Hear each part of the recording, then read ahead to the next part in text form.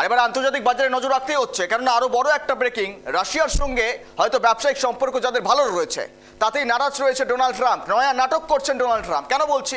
তেল কেনায় ভারতের উপর 100% শুল্ক জারি হতে পারে। মার্কিন সেনেটে বিল পাশ হয়ে গিয়েছে, ডোনাল্ড ট্রাম্প সই করলে তা আইনে পরিণত হবে। এই আইন যদি পরিণত হয় মার্কিনে, ইউএসএ, তবে কি হবে? তবে রাশিয়ার সঙ্গে যারা যারা ভালো সম্পর্ক রয়েছে, রাশিয়ার থেকে যারা যারা তেল কেনা বেচা করেন, রাশিয়ার সঙ্গে যাদের সম্পর্ক অনেক ভালো রয়েছে সে দেশগুলো নজরে থাকবে আমেরিকার, এবং তাদের ওপর 100% শুল্ক আরোপ করবে ডোনাল্ড ট্রাম্প। আইনিভাবে আইনি প্যাচে ফেলতে চলেছেন তিনি, যদিও এবার নয়া নাটক বলেই মনে করা হচ্ছে। মার্কিন সেনেটে পাশ হয়েছে বিল, মার্কিন সেনেটে এই বিল পাশ করা হয়েছে। রাশিয়ার সঙ্গে ব্যবসায়িক সম্পর্ক রয়েছে ভালো এমন দেশগুলির বিরুদ্ধে কঠোর ব্যবস্থা নেওয়ার প্রস্তাব দিয়ে বিল পাশ হয়েছে আমেরিকান সেনেটে।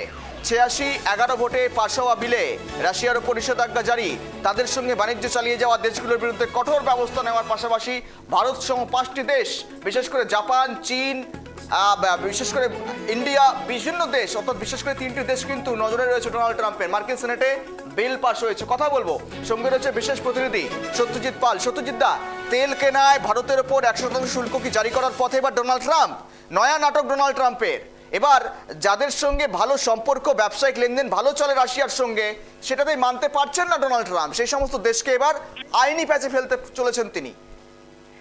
একদমই তো। দেখো গৌরব, এটাকেই বলা যেতে পারে একটা আইনি রাস্তা কিন্তু নিজের দেশে তৈরি করে ফেলেন। তখন এই যে ডোনাল্ড ট্রাম্পের একতরফা শুল্ক চাপানো, এই শুল্ক চাপানো কিন্তু সমালোচনা বেশ কয়েকবার করেছিল মার্কিন আদালত। ফলে সেই চাপে পড়েই এবার কিন্তু মার্কিন আইনসভা কিন্তু পাস করেন, অর্থাৎ যে কোনো দেশ আমেরিকার বিরুদ্ধে গিয়ে অন্য দেশের সঙ্গে তেল বা যে কোনো জিনিস আমদানি করলে, আমদানি রপ্তানি ক্ষেত্রে বা আমেরিকার বর্ধিত নিয়ম না মানলে তার উপর 100% শুল্ক চাপানোর আইন স্বীকৃতি কিন্তু এবার পাস করল ডোনাল্ড ট্রাম্পের জন্য। ফলে সেইভাবেই যে সমস্ত দেশ, বিশেষ করে আমেরিকার হুমকি বলো বা হুঁশিয়ারি উপেক্ষা না করে নিজেদের মতো স্বাধীন বিদেশ নীতি চালায়, সেই সব দেশের ক্ষেত্রে একটা চ্যালেঞ্জ আসতে পারে। এবং এখানে অবশ্যই বলা যেতে পারে ভারত রয়েছে, চীন রয়েছে, জাপান রয়েছে, রাশিয়া, এই সমস্ত দেশ রয়েছে। ফলে এই আমেরিকা ডোনাল্ড ট্রাম্পের এই বিল পাস করানো, এটা কিন্তু আন্তর্জাতিক ক্ষেত্রে কিন্তু অত্যন্ত গুরুত্বপূর্ণ। ফলে এই নিয়ে সমালোচনা দিন দিন বাড়ছে। ডোনাল্ড ট্রাম্পের এই যে একতরফা নীতি, তিনি প্রথমবার ক্ষমতায় এসে যে কথা ঘোষণা করছেন তা হচ্ছে আমেরিকা ফার্স্ট।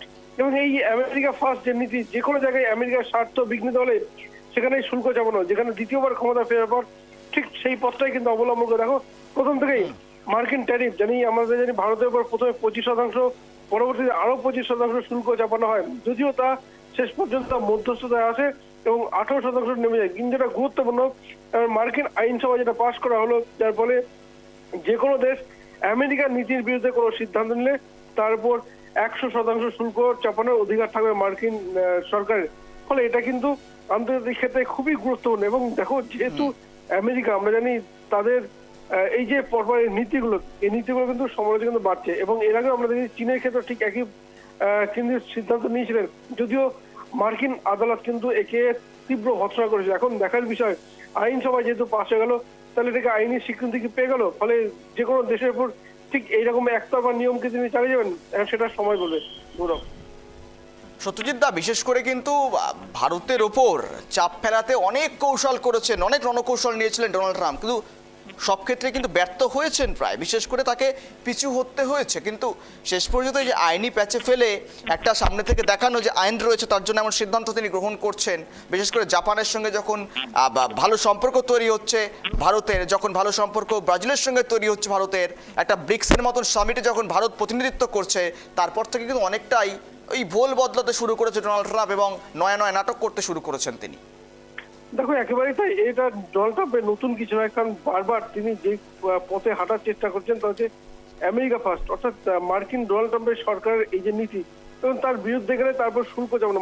এক কথায় বলা যাবে, শুল্ক চাপানো কোথাও যেন আমেরিকান সরকার একটা সাজা বলতে পারো, যেটা কিন্তু বারবার দেখা যায়, যেটা ভারতের উপর বারবার চাপানোর চেষ্টা করছেন, ঠিক একইভাবে চীনের উপর চাপানোর চেষ্টা হচ্ছে। ফলে এবারে আইনি, অর্থাৎ আইনসভায় যেহেতু পাশ হয়ে গেল, সেটা কিন্তু খুবই গুরুত্বপূর্ণ হতে চলেছে। এবং আইনসভায় যে কোনো জিনিস পাশ হলে তাতে বিচার ব্যবস্থা তারপর মান্যতা দেবে, এ বিষয়ে কোনো সন্দেহ নেই। এবং যেটা কিন্তু এর আগে ছিল না, অর্থাৎ ট্যারিফ চাপানোর ক্ষেত্রে এই বিষয়টা কিন্তু ছিল না। ফলে আইনসভায় পাশ হওয়ার জন্য এবার প্রশ্ন যে এই আইন পাশ করে ডোনাল্ড ট্রাম্প কতটা চাপ সৃষ্টি করতে পারেন। প্রথমত দেখো, যে কোনো দেশের আমদানি রপ্তানির ক্ষেত্রে আমদানি রপ্তানি একটা বিদেশ নীতি প্রত্যেকটা দেশে রয়েছে, আমাদের ভারতবর্ষ রয়েছে। এবং যেখানে ইউক্রেন রাশিয়ার যুদ্ধ, তো খুব স্পষ্ট করে বলে রাখি, ইউক্রেন রাশিয়ার যুদ্ধের সময় যেখানে রাশিয়ার তেল কিনতে ইউরোপীয় ইউনিয়নে বা ইউরোপের বিভিন্ন দেশকে নিষেধাজ্ঞা জারি করেছিল, সে সময় চীন কিন্তু রাশিয়া থেকে তেল আমদানি করে। এবং তারপরে যদিও বেশ কিছু কটাক্ষের মুখে পড়তে, কিন্তু ভারত সরকার পক্ষ থেকে স্পষ্ট জানানো যে তাদের বিদেশ নীতির কথা। ফলে এবারে যেহেতু আইনসভায় পাশ হলো, তারপরে আমেরিকা কি করবে? আইনসভায় বিশেষ করে এইখানে গুরুত্বপূর্ণ যে কোনো দেশের আমদানি রপ্তানির ক্ষেত্রে, যেহেতু ভারতে আমেরিকার পণ্যের একটা বড় বাজার আছে এবং ভারতীয় পণ্যের আমেরিকাতেও একটা বড় বাজার আছে। ফলে একটা বিষয় স্পষ্ট যে কোথাও যেন সেই সব দেশের ওপর, সেই সব দেশের যেগুলো পণ্য আমেরিকা রপ্তানি হয় বা আমেরিকা রপ্তানি করে, সে সমস্ত দেশের ব্যবসায়ীরা কিছুটা হলেও ধাক্কা খাবে, এ বিষয়ে কোনো সন্দেহ নেই। গৌরব, একদম ধন্যবাদ সত্যজিৎ দা। তেল কেনায় ভারতের ওপর তবে কি এবার 100% শুল্ক পড়তে চলেছে? রাশিয়ার সঙ্গে ব্যবসায়িক লেনদেন যে সমস্ত দেশগুলোর ভালো রয়েছে, সেই সমস্ত দেশগুলোতে এবার 100% শুল্ক আরোপের জন্য আইনের পথে হাঁটছে ডোনাল্ড ট্রাম্প। রাশিয়ার সঙ্গে ব্যবসায়িক সম্পর্কিত দেশগুলিতে নজর ট্রাম্পের, এমন 10খানা দেশকে চিহ্নিত করা হয়েছে, যার মধ্যে ভারতের নামটাও প্রস্তাবিত রয়েছে। মার্কিন সেনেটে বিল পাশ হয়েছে, এবার ডোনাল্ড ট্রাম্প সই করলে সেটা আইনে পরিণত হবে এবং আইনি একটা রাস্তা তিনি খুলে দিচ্ছেন, যে আইনি একটা রাস্তা তিনি তৈরি করছেন, যে আইনিভাবে তিনি ট্যারিফগুলো এবার বসাতে পারবেন এই সমস্ত দেশের ক্ষেত্রে। আবারও নয়া নাটক ডোনাল্ড ট্রাম্পের।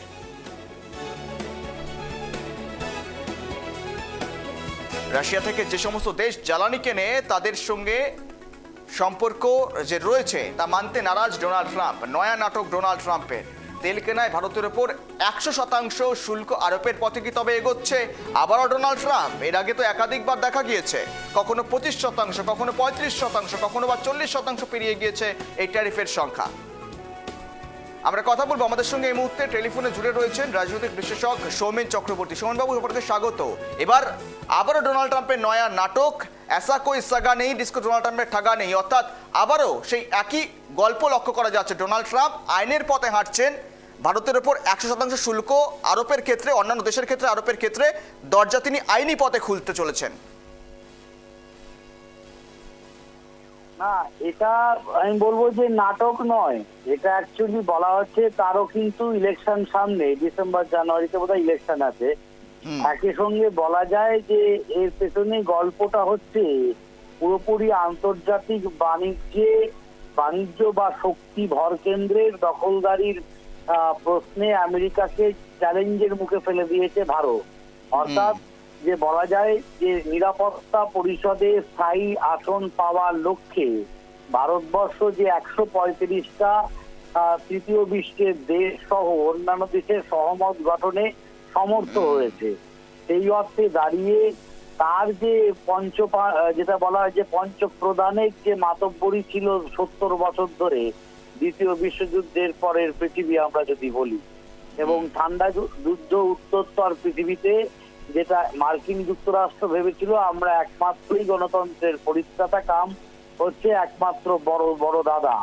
অর্থাৎ সেই বড় দাদা যখন আজ বিভিন্ন ক্ষেত্র থেকে, একদিকে চায়না, একদিকে জার্মানি, একদিকে অস্ট্রেলিয়া এবং ভারত, ব্রাজিল সহ বিভিন্ন যে ভূ রাজনীতির ক্ষেত্রে মার্কিন যুক্তরাষ্ট্রের একাধিপত্য, যে অর্থনৈতিক সাম্রাজ্যবাদ, তার এগেনস্টে যখন আজ বিদ্রোহ ঘোষণা হয়েছে, এদিক থেকে ভারত সেরম বসংবৎ তার পোষ্য লালিত পালিত সন্তান নয়।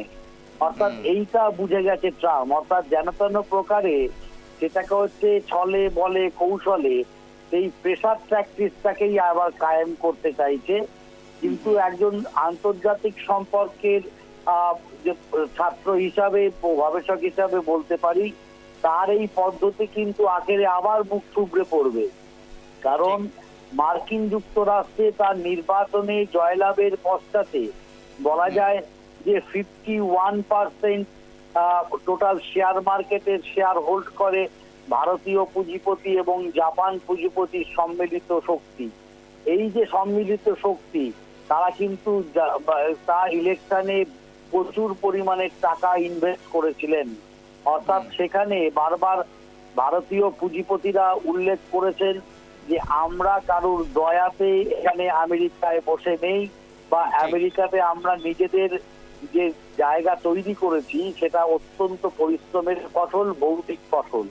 সুতরাং সেই জায়গা থেকে দাঁড়িয়ে ভারতীয় পুঁজিপতিদের উপেক্ষা করার মতো জায়গায় কিন্তু মার্কিন যুক্তরাষ্ট্রের ডোনাল্ড ট্রাম্পের প্রশাসন নেই।